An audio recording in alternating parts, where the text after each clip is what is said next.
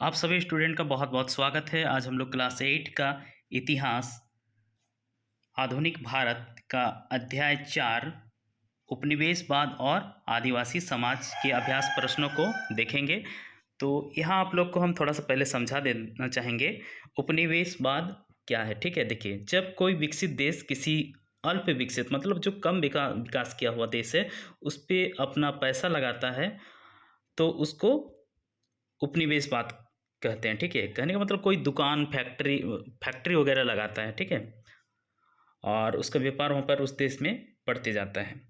फिर क्या होता है, देखिए, उपनिवेश में जिस देश का शोषण होता है उसे औपनिवेशिक कहते हैं। ठीक है, तो क्या हुआ कि देखिए, अंग्रेज लोग जो आए थे वो लोग यहाँ पे पहले व्यापार करने के लिए अपना व्यापारिक कोठी यानी कि फैक्ट्री लगाए और अपना व्यापार का विस्तार करने के साथ साथ वो यहाँ पे शासन करना शुरू कर दिए। ठीक है, तो ये हो गया उपनिवेशवाद। या फिर इस तरह से आप समझ सकते हैं कि कोई कहीं पे कमाने के लिए जाता है, काम करने के लिए, और फिर वहीं पर बस जाता है और वहाँ पे वो एक राज करना शुरू करने लग जाता है। ठीक है, नियम कानून उसके अनुसार चलने लगता है, तो वो उपनिवेश वहाँ पे अपना स्थापित कर लेता है। ठीक है, तो चलिए देखते हैं अब अभ्यास प्रश्नों को। तो देखिए, पहला अभ्यास प्रश्न आइए जाने में, रिक्त स्थानों की पूर्ति कीजिए। ठीक है, तो देखिए यहाँ पे पहला है क, झूम खेती को रिक्त स्थान भी कहा जाता है। ठीक है, तो यहाँ आपका भराएगा घुमंतु खेती। ठीक है, फिर से देखिए, झूम खेती को घुमंतु खेती भी कहा जाता है। ठीक है, घुमंतु यानी कि जो घूमने वाला होता है। ठीक है, घूम घूम के, इसको बहुत सारे नामों से जाना जाता है, कीर्तन धन कहते हैं। ठीक है, इसमें होता क्या है कि जो लोग होते हैं वो घूमते रहते हैं और कहीं पर उनको अच्छा ज़मीन दिख जाता है और उस पे वो खेती करते हैं और फिर उस ज़मीन को छोड़ के फिर आगे दूसरी जगह में चले जाते हैं। ठीक है, और वो जिस जगह पे जो खेती किए हुए थे वो वैसे ही पड़ा हुआ रहता प्रतिभूमि के रूप में। ठीक है, और कभी हो सकता है कुछ साल बाद वो लोग आपस वहाँ पे आ सकते हैं या नहीं भी आ सकते हैं।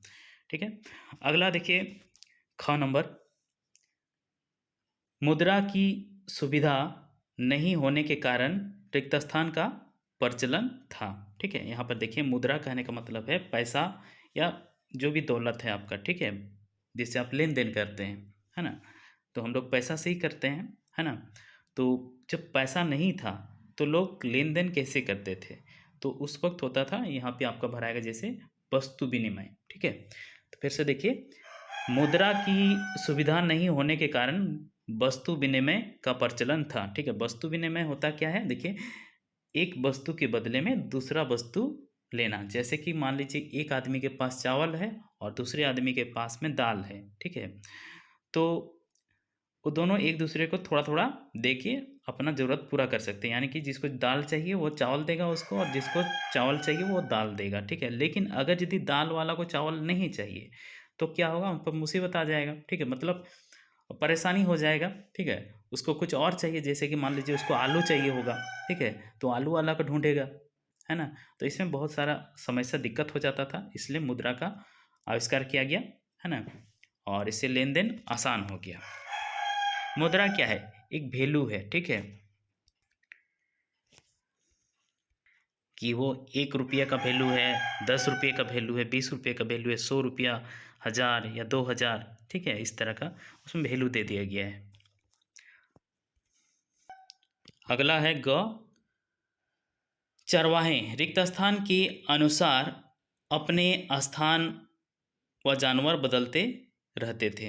तो यहाँ आपका भराएगा मौसम। ठीक है, देखिए फिर से, चरवाहे मौसम के अनुसार अपने स्थान व जानवर बदलते रहते थे। ठीक है, देखिए इसमें क्या था कि देखिए, हर एक जगह पे एक जैसा मौसम नहीं होता है। ठीक है, या मान लीजिए बारिश का दिन है तो वो निचला जगह पे दलदल कीचड़ हो जाएगा, तो वो लोग पहाड़ी इलाके में उस वक्त रह सकते हैं। ठीक है, तो जब उनको जहाँ पे जैसा सुविधा होगा, निचला ज़मीन है तो वहाँ पे बाढ़ भी आ सकता है। ठीक है, और आज के लोगों में क्या फ़र्क है उस वक्त के लोगों से, देखिए आज हम लोग मौसम को अपने अनुकूल बना लिए। कहने का मतलब गर्मी के दिन में भी हम लोग एसी लगा लेते हैं, तो क्या होता है कि हम लोग को थोड़ा भी गर्मी नहीं लगता है, ठंडा ही लगता है, ठीक है।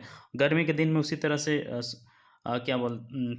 ठंडा के दिन में घर में हीटर लगा देते हैं, जिससे कि पूरा घर गर्म हो जाता है और हम लोग को ठंडा में भी गर्मी लगने लगता है, ठीक है।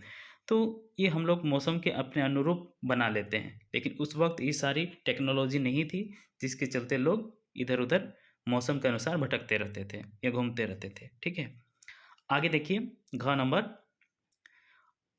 आदिवासी इलाकों में रिक्त स्थान का महत्वपूर्ण स्थान होता है, ठीक है। तो यहाँ आपका भराएगा मुखियाओं, ठीक है। मुखिया की पगड़ी पीली होती है ना।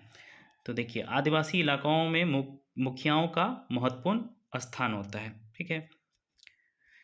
आज भी अगर जित देखा जाए तो क्या है कि जितने भी प्राइमरी स्कूल हैं उस पे मुखिया का बहुत बड़ा हाथ होता है। वो उस पे उसका देख रेख, वहाँ का जो संचालन है उस पे वो उसका नियंत्रण रहेगा, ठीक है। उसको भी सरकार की ओर से पैसे मिलते हैं कि वो स्कूल का सही रूप से देख रेख करे, ठीक है।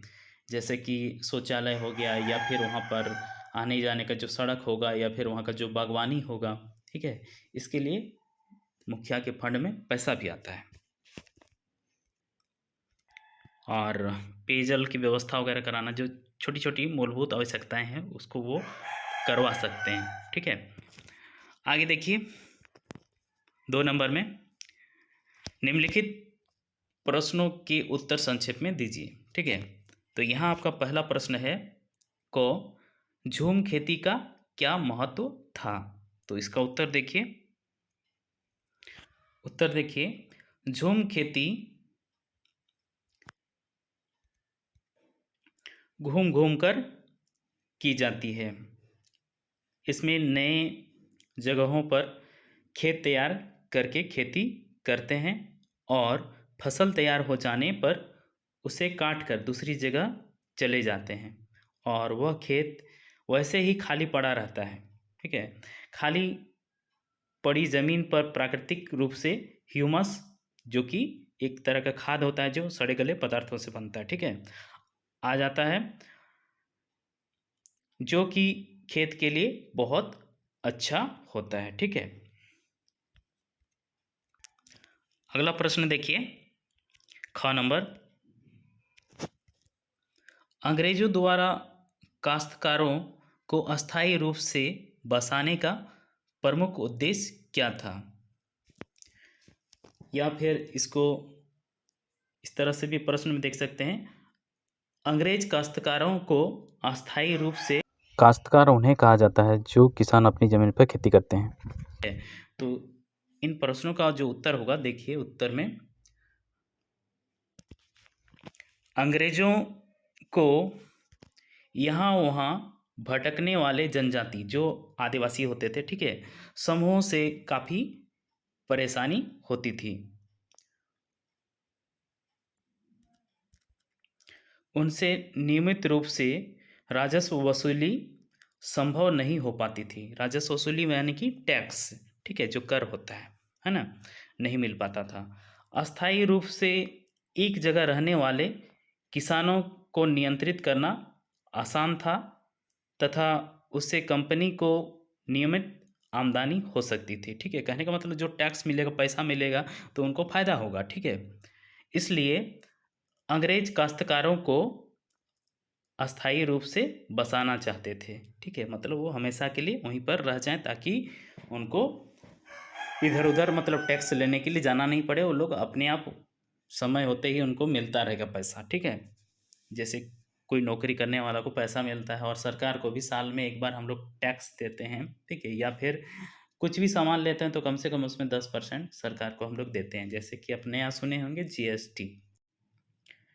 देखिए अगला प्रश्न है ग नंबर, महाजनी प्रथा से आप क्या समझते हैं। तो उत्तर देखिए, जनजातीय ग्रामीण क्षेत्रों में सूदखोर सेठों और व्यापारियों का एक नया वर्ग आकर बसने लगे, ठीक है। सूदखोर जो ब्याज लेते हैं लोगों से, ठीक है, कुछ मतलब ऋण देते हैं और उसके बदले में ऋण का ऋण लेते रहते हैं। ये आदिवासियों को ऊंचे ब्याज दरों पर ऋण देते थे, जिससे वे कभी चुका नहीं पाते थे और उनकी ज़मीन छिन जाती थी, क्योंकि ज़मीन वो लोग गिरवी रखते थे, ठीक है, उसके बदले में पैसा लेते थे और उस पैसा का कर्ज इतना होता जाता था, बढ़ते जाता था कि वो लोग चुका नहीं पाते थे। कर्ज के बदले महाजनों के लिए बेगार भी करनी पड़ती थी। बेगार कहने का मतलब है कि आपको फ्री में उसके लिए काम करना पड़ेगा, ठीक है। फ्री में कहने का मतलब हो सकता है वो आपको बस खाने के लिए देगा और उससे ज़्यादा पैसा आपको नहीं मिलेगा, ठीक है। कर्ज की लेन देन की इस व्यवस्था को ही महाजनी प्रथा कहा जाता है, ठीक है।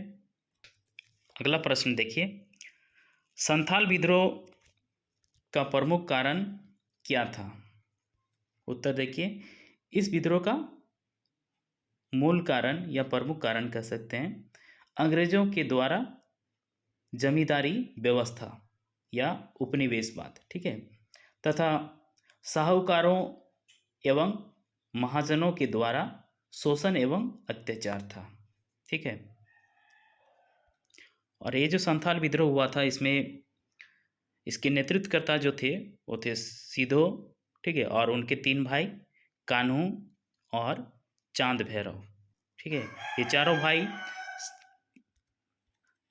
संथाल के हित के लिए विद्रोह किए। अगला प्रश्न देखिए, खरवार विद्रोह क्यों हुआ था? उत्तर देखिए, रांची और हजारीबाग क्षेत्र में हुए आदिवासी आंदोलन से प्रभावित होकर पलामू क्षेत्र में खरवार क्षेत्र के आदिवासियों ने विद्रोह कर दिया था।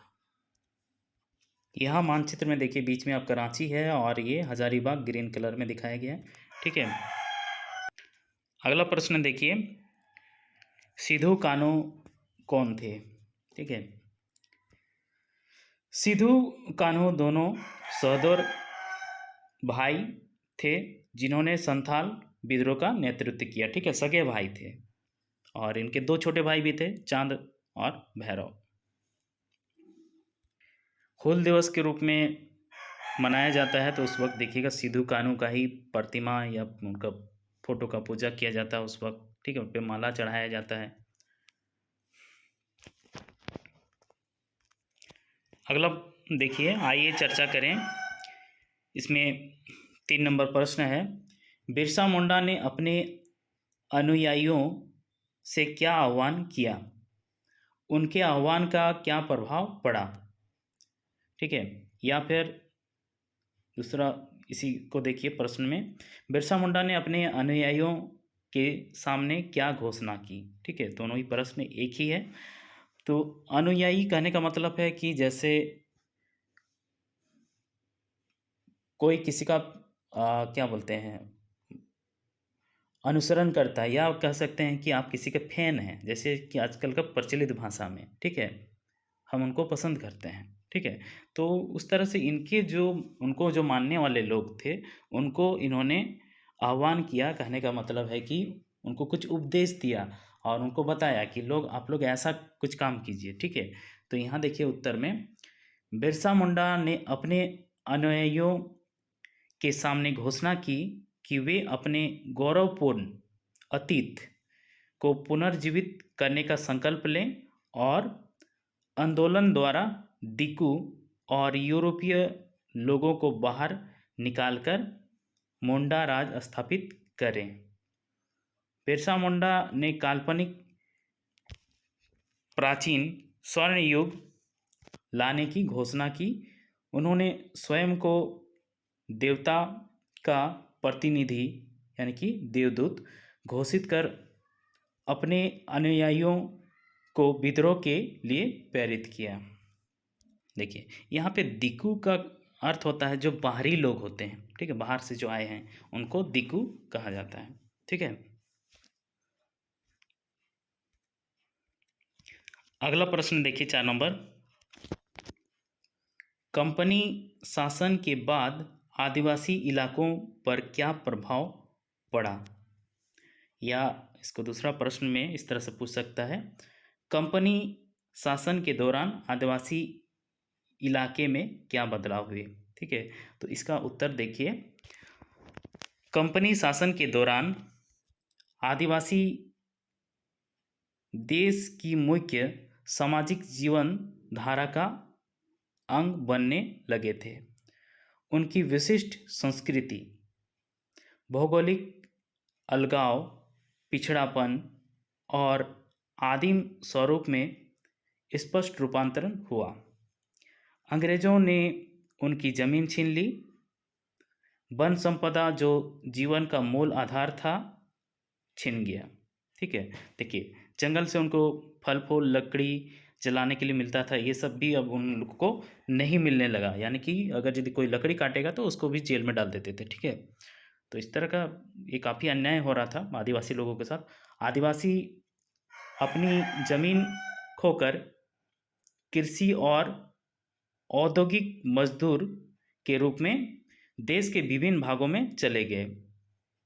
ठीक है, जब वो लोग खेती नहीं कर सकता है, अपना जंगल में नहीं रह सकता है, तो अब क्या करेगा? मजदूरी करने के लिए, अपना पेट पालने के लिए मजबूर होके वो लोग मजदूरी करने लगे या फैक्ट्रियों में काम करने लगे, जो अंग्रेज लोगों का बनाया हुआ था। ठीक है, ईसाई धर्म के प्रभाव में आकर उनके खान पान, वेशभूषा, प्रसाधन, आभूषण, खेत, शिक्षा, भाषा आदि भी बदल गई। ठीक है, यहाँ खेत नहीं खेल हो सकता है। ठीक है, तो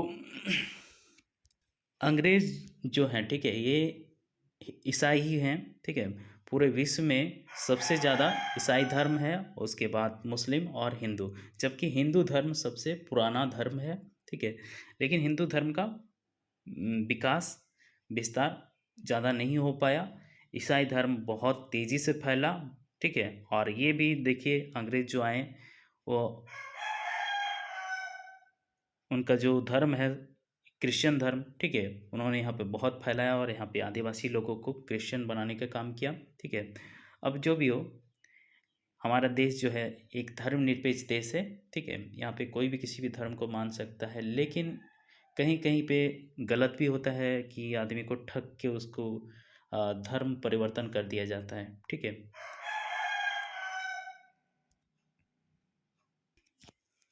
अगला प्रश्न देखिए 5 नंबर, वन कानूनों में बदलाव का आदिवासी समाज ने विरोध क्यों किया। उत्तर देखिए, ब्रिटिश सरकार ने सारे जंगलों पर अपना नियंत्रण स्थापित कर राज्य की संपत्ति घोषित कर दिया। ठीक है, वे जितने भी जंगल थे उसको लोग अपना बना लिया था। जो अंग्रेज सरकार था, भारत का संपत्ति को लोग अपने बना लिए। ठीक है, अपने ताकत से कुछ जंगलों को आरक्षित वन घोषित कर दिया गया। आरक्षित वन में घुमंतु खेती करने, फल इकट्ठा करने, शिकार करने, पशु चराने व लकड़ी काटने आदि पर प्रतिबंध लगा दिया गया। ठीक है, आरक्षित देखिए आज भी है कि आप जंगल से बहुत सारे हैं जो आप नहीं काट सकते हैं, फॉरेस्ट विभाग के लोग आपको पकड़ के जेल में डाल सकते हैं। ठीक है, या फिर आप जंगली जानवरों का भी शिकार नहीं कर सकते हैं। अगर ऐसा करते हुए पकड़े गए तो भी आपको सज़ा मिलेगा, आपको जेल जाना पड़ेगा। आगे, आदिवासियों का संपूर्ण जीवन वन पर ही आधारित था। इन कानूनों से उन्हें बेरोजगार होना पड़ा। ठेकेदारों के पास कम मजदूरी पर काम करना पड़ा।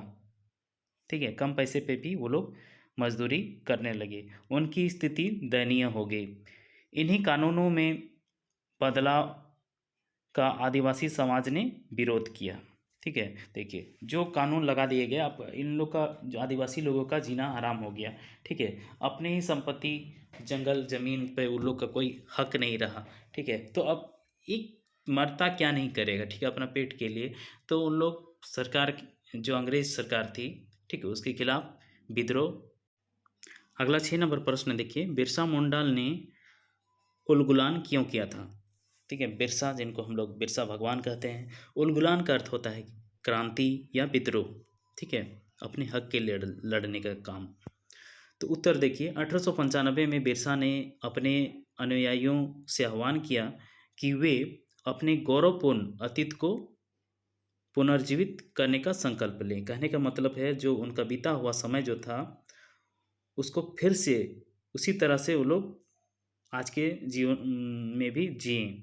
ठीक है, उनका उस काल्पनिक युग में मुंडा अपने बिरादरियों और रिश्तेदारों का खून नहीं बहाते थे, वे ईमानदारी से जीते थे। बिरसा चाहते थे कि लोग एक बार फिर अपनी ज़मीन पर खेती करें, एक जगह टिक कर रहें और अपने खेतों में काम करें। अंग्रेज़ों को बिरसा आंदोलन के राजनीतिक उद्देश्यों से बहुत परेशानी थी।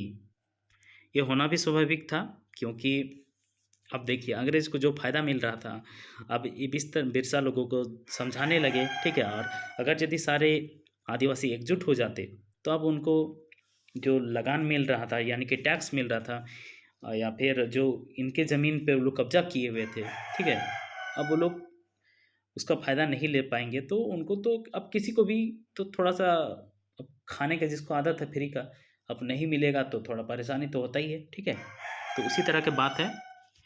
यह आंदोलन मिशनरियों, महाजनों, हिंदू भूस्वामियों, ठीक है, यानी कि जो जमींदार लोग थे, और सरकार को बाहर निकालकर बिरसा के नेतृत्व में मुंडा राज स्थापित करना चाहते थे। ठीक है, कहने का मतलब ये सारे जो जमींदार थे या फिर अंग्रेजी सरकार थी, उसको निकाल के बिरसा मुंडा के नेतृत्व में राज स्थापित करना चाहते थे, क्योंकि इनकी वजह से ही आदिवासी संस्कृति, जीवन यापन के तरीके नष्ट हो गए थे, लोग भूमिहीन हो गए थे। इस शोषण से मुक्ति के लिए बिरसा मुंडा ने उलगुलान किया था। अगला प्रश्न देखिए 7 नंबर, संथाल विद्रोह के क्या परिणाम हुए? उत्तर देखिए, संथालों ने कंपनी के राज्य की संपत्ति तथा अपने सूबेदार के राज्य के आरंभ की घोषणा कर दी।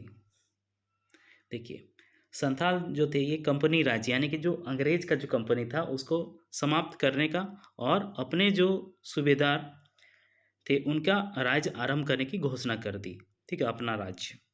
सरकार ने विद्रोह को दबाने के लिए सैनिक कार्यवाही प्रारंभ कर दी तथा विद्रोह प्रभावित क्षेत्रों में मार्शल लॉ लगा दिया तथा सीधों और कान्हों को पकड़वाने वाले को इनाम देने की घोषणा कर दिया। देखिए, मार्शल लॉ में क्या होता है कि इसमें सेना सैनिक जो होते हैं वो अपनी इच्छा अनुसार कुछ भी कर सकते हैं, किसी को भी पकड़ सकते हैं। ठीक है, यह एक ऐसा कानून है जिसके तहत किसी देश की न्याय व्यवस्था को सेना अपने हाथ में ले लेती है, और यह अधिकार उन्हें सरकार द्वारा ही दिया जाता है। ठीक है, इसको सैनिक कानून भी कह सकते हैं या मार्शल लॉ भी कह सकते हैं। इसके बाद है आगे, आइए करके देखें। इसको हम अलग से एक वीडियो बना के आप लोग को दिखाएंगे। ठीक है, इसमें आपको झारखंड के मैप में जो जितने भी विद्रोह हुए थे उसको आपको दिखाना है। ठीक है, तो अभी देखते हैं फिलहाल हम लोग कुछ बहुविकल्पीय प्रश्न जो कि आप लोग को आजकल के एग्ज़ाम में पूछा जाता है और एमआर शीट में। ठीक है, तो देखते हैं, चलिए। एमसीक्यू, वस्तुनिष्ठ प्रश्न भी कहिए या फिर बहुविकल्पीय प्रश्न। ठीक है, पहला प्रश्न देखिए एमसीक्यू में, कोल विद्रोह कब हुआ था? तो इसका उत्तर होगा 1831 से 1832। ठीक है, दूसरा प्रश्न है, बकखाल जनजाति का संबंध किस राज्य से है? तो इसका उत्तर होगा कश्मीर। तीसरा प्रश्न है, एक जगह से दूसरी जगह घूम घूम कर की जाने वाली खेती को क्या कहते हैं? ठीक है, तो यहाँ देखिए ऑप्शन में दो को दिया है आपका, झूम खेती है, तो फिर है दूसरा घुमंतु खेती, और यहाँ है आपका ए और बी दोनों, यानी कि आपका आंसर होगा ए बी दोनों, झूम खेती और घुमंतु खेती दोनों ही कहते हैं। ठीक है, चौथा प्रश्न है, संथाल विद्रोह का नेतृत्व किसने किया? तो यहाँ आपका उत्तर होगा सिदो एवं कान्हू। ठीक है, संथाल विद्रोह का नेतृत्व। पांचवा प्रश्न है, बिरसा मुंडा का जन्म कब हुआ था? ठीक है, तो बिरसा मुंडा का जन्म 1875 में हुआ था। ठीक है, 15 नवंबर 1875 में। ठीक है,